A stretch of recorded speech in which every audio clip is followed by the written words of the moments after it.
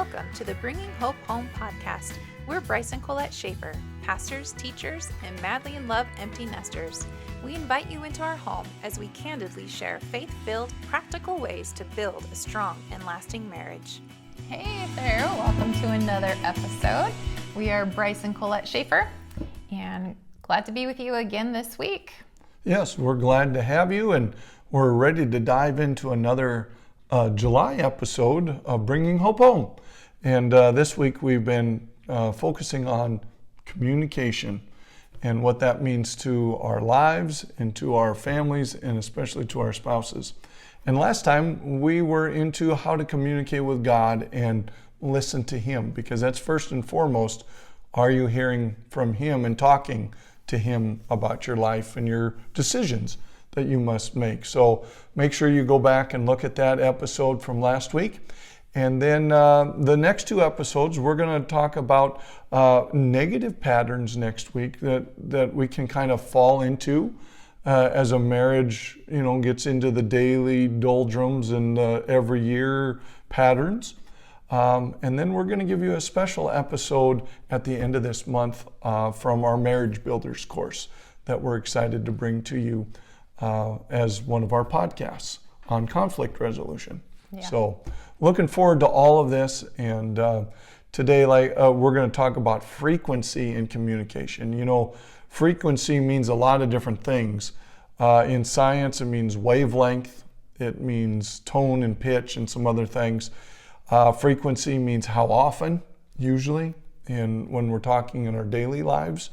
And so the communication, and we have alluded to this in the past, but it definitely needs to happen more often than we think it needs to. Mm-hmm. The frequency needs to be high. High frequency. High frequency. In both. If we're talking about the wavelengths, we need to be connecting good frequency. Yep. And then we also need timing. Timing, the duration of communication. And, you might be communicating with one person really well, but not somebody else. And in a family, there's sometimes more than just the two of you. There's 3, 4, 6 of you. And so, having a monthly calendar or a weekly calendar that everybody can see, scheduling, those kind of things, that's, part of the communication process that we need, you and all of us, we need to figure out for our lives to make it run smoother. And frequency, we also think of another analogy is with radio waves or TV waves. There's a frequency to those things. And, an easy analogy is if you're on an AM channel, you are never going to get an FM station. You really never will. And so, because it's a whole different frequency. If you and your spouse are on two different wavelengths, two different frequency bandwidths. That's where we get that statement, we're on two different wavelengths. Yeah. If we're not connecting in that, it doesn't matter how much you boost your AM station or how close you get to your FM station. You could be sitting parked outside an FM station with everything ready to go, but if you're on an AM station and flipping that dial, you're never going to get it. And so, and that's where the frustration comes in. I've done everything to figure this out. I've done all the communication. Well, maybe not. Maybe you're not dialed in right. Not dialed in correctly, or you're using the wrong frequency. And a lot of times that frequency with spouses is key. Right. And we talk about frequency in marriage. We also refer to it in the love languages. Yeah. What frequency, what language does your partner speak? If I'm a words of affirmation girl where I need words to build me up and things like that, and he's a acts of service guy, and so he just is doing a bunch for me, but it won't register. That's okay, but that's not on the same wavelength that I receive love. We're going to be hit and miss, right? And so that's one of the ways that we can dial into the right frequency. But again, spending time with your spouse, you get dialed in a little bit. You know, you see newlyweds. Our son is just newlywed. Right. And any newlyweds, you know, they're dialed into the same frequency. Yeah, they're ready to go. Yeah, they're Very in tune. in tune to each other. Right. Right? But as life progresses, you have jobs and you have stressors and you have kids and things happen. It'll start to Stretch the bandwidth a little bit, and you become sometimes two different wavelengths, right? My job and kids and everything are taking me this way. Your job and whatever is taking you that way, and we can just be totally missing each other. Get to a place where we're on totally different wavelengths, right? And so how do we sync those wavelengths back up? How do we be on the same path? And so we have some things, two different types of communication here that we need to dial in. And the first one is just logistics, like you mentioned. It's the natural stuff, right? Being on the same page as far as schedules and what's going on, you know, being able to communicate just who the gave the typical kids things, lunch money, right? You know, what's going on. And then the second one is on a deeper level of communication and really connecting with each other. So you have to have those two different types. Right. To get on those same wavelength. If you're just on the logistics, you know, and you've just been talking, you know, on the logistics, what happens when those kids graduate from high school, or they're out of, you know, or you have a change in jobs or whatever, and all of a sudden there's not a connectedness between the two of you because just been scheduling. You've just been living on the surface, right? Just getting by day by day. So we need the two different types. We need to connect and we need the logistics. Right, and let me say too, the logistics are not, you know, second rate to the more connecting, intimacy type of connecting, because sometimes if you don't connect on the logistics, the other one, you will get frustrated and chaos ensues. Right. So logistics are a very big deal in a family, in a marriage. And talking about anything and everything is so important. And especially trying to figure things out and process through what just happened or what could happen, you know, in the future without getting into fear or condemnation is a big one. And so logistics aren't second rate. But the devil likes to keep you in logistics.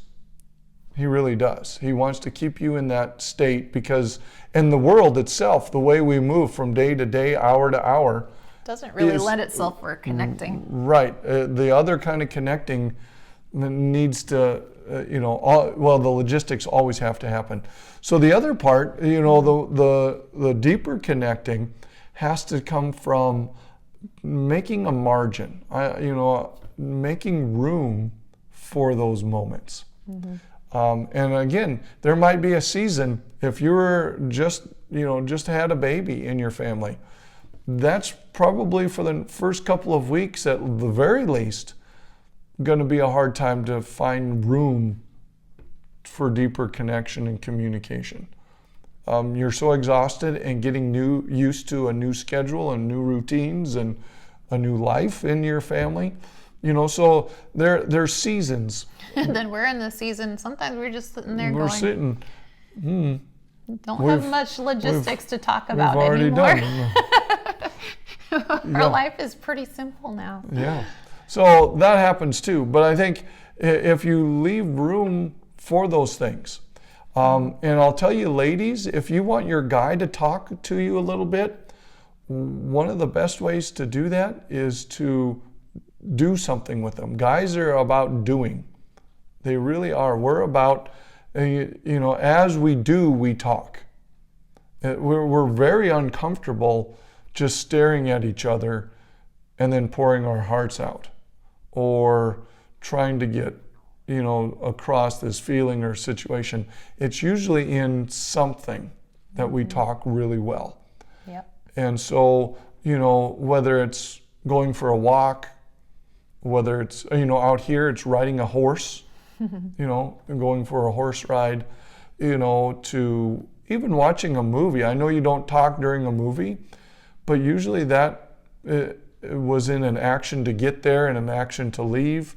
And those can kind of sometimes end up in conversations.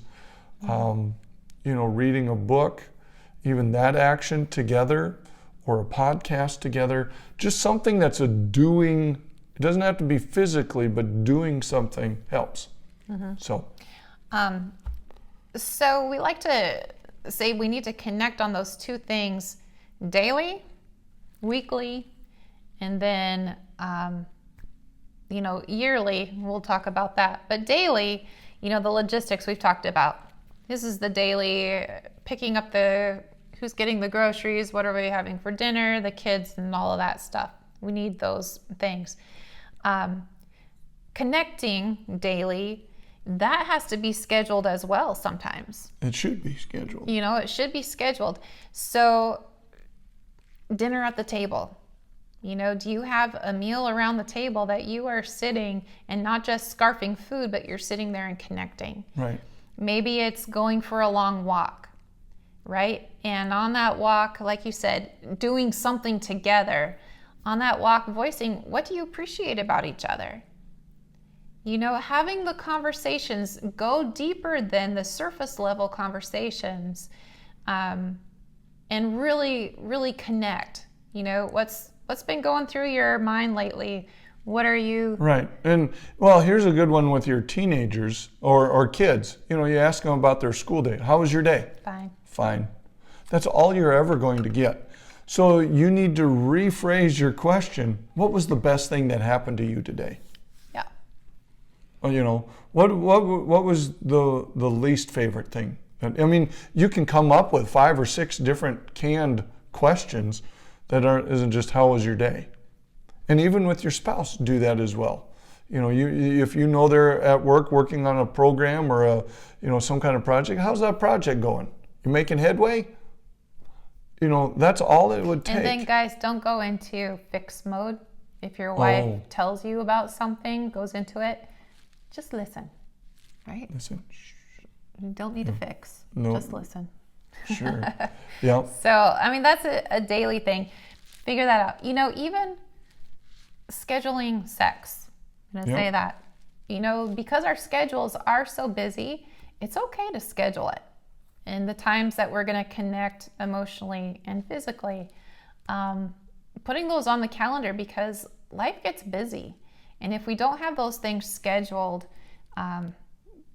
time starts flying by, and then you realize, we haven't connected in a while. Right. And just like if you remember dating your spouse, how you would look forward to that Friday night or that date or whatever it may be to see them. You spend a little extra time thinking about it and prepping for it. You're going to do the same thing if you schedule your sex or a communication time, for sure. Mm-hmm. So make sure you do that. And then weekly, the same thing, right? It's good to set up the beginning of your week. Yeah. Look at your calendar. Right. Sunday nights. Yep. Is always a good time. And put each other's schedule in the calendar. Mm-hmm. And where are we going? What are we doing? And this is one thing that your parents always said, and it's hard to do sometimes, is a weekly date night. Right. And I know that's suggested a lot. There was a lot of years we were lean and had not enough friends to rely on or family. or babysitting and things like that. So again, just finding time that you can connect, weekly, whether it is going on a date that we would typically think of as a date, or if it's going to Walmart or Target, that's better. And I thought when our kids were all, 4 to an infant or whatever, once they went to bed, right. We had about a half hour, 45 minutes. Yeah, use that time to connect. Don't just turn on the TV. Or look at your phone. Right, or look at your phone. Connect with your spouse. That's way more important than whatever you're scrolling through. I saw a challenge on, I think it was Instagram Reel, about not having your phone in the bedroom. So you might want to try that. Yeah. Don't scroll, sitting in bed scrolling. Yeah. And then, once in a while, get away together to connect. And again, as frequently as you can, even when the kids were little, if our parents would visit or something, we would try to have it overnight somewhere, just the two of us. Even if it's just your anniversary or whatever, but just the two of you. I know a lot of people, when they have little kids, all of their trips are with their kids, which is great. You should have family vacations, you should have that, but you also need time to just connect with the two of you. No other distractions. Right, and I think it's really healthy that the kids see you focusing on the other spouse. Mm-hmm. I really do. We think it's also healthy to pour our whole lives into our children, which we do. It's an automatic. Mm-hmm. But I think it's very healthy for those kids to see mom and dad sharing time alone and time away, that each other are important. It gives the kids, without even knowing it, stability. Mm-hmm. And that is more important and greater in value than gold. Mm-hmm. It really is. That's right. And so that is key. So, and again, it doesn't have to be expensive. It doesn't have to be for long. It just has to be together, and where you are focused on the other rather than all the other distractions. Mm-hmm. For sure. So there you go. Frequency, the two types, logistics, and connecting. Right. So. Right. Well, until next time, we hope you enjoyed today's episode, and always remember to bring hope home to your life today. If you're listening on the Apple Podcast app, give us a 5-star rating and drop a review. If you're listening on Spotify, give us a follow. And if you're watching on YouTube, hit the subscribe button. See you next week.